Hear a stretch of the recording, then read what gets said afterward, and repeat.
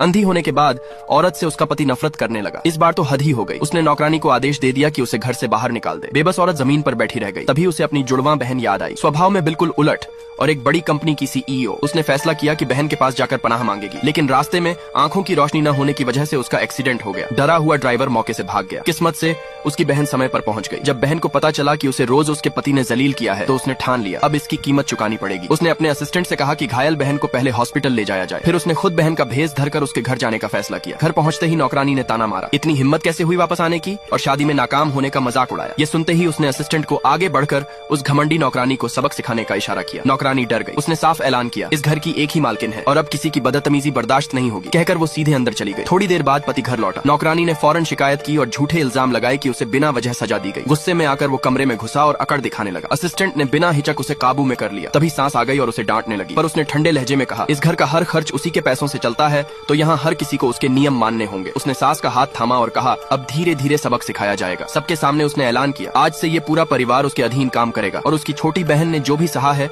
उसका हिसाब लिया जाएगा। इतना कहकर वो वहाँ से चली गई। पत्नी के इस बदले हुए रूप को देखकर पति को शक होने लगा, कहीं ये कोई और तो नहीं। जायदाद हड़पने के लालच में उन्होंने उसे घर से बाहर निकालने की साजिशें शुरू कर दी। नेक्स्ट पार्ट के लिए सब्सक्राइब करें।